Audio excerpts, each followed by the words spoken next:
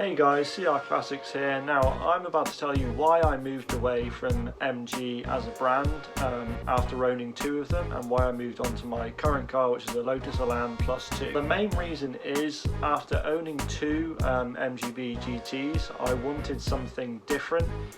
And at the stage I was at financially, I was quite a long way off being able to step up to an MGA or an MGC. So owning another of the same car, I felt would have made what I was trying to do a little bit stale and just a little bit repetitive, doing the same thing to the same car over and over and over again.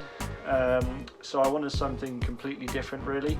And to be honest, if I hadn't have found this Lotus where it was in the condition that it was in, I'm not really sure what I would have done. As the other ones, the other Lotuses out there, especially the two-seaters and ones like that, were way out of my price range and way out of my budget, really. So I may have gone back to MGs, but in my mind I really didn't want to.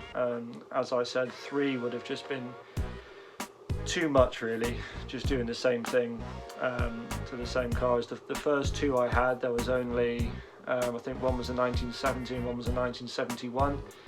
So they were very similar, apart from a Webasto sunroof, and the colour, one was green, one was white, but apart from that they were exactly the same spec.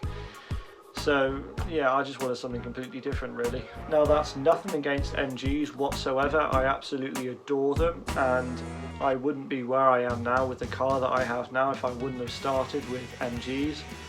They are the perfect place to start for anyone who wants to get into the classic car world, purely because there are so many of them out there.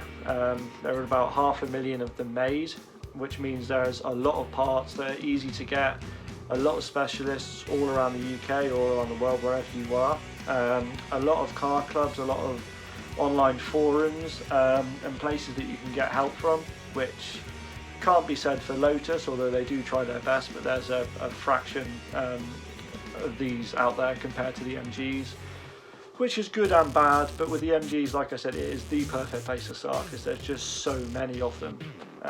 So yeah, if anyone looking to get into the classic car world, I would highly recommend starting with MGs. So guys, I hope that answers your question on why I moved away from MG as a brand after owning two of their cars, and why I moved on to Lotus.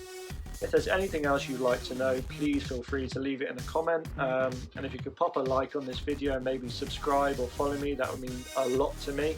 But if not a problem. I hope you enjoyed the video, and I'll be back soon. CR Classics out.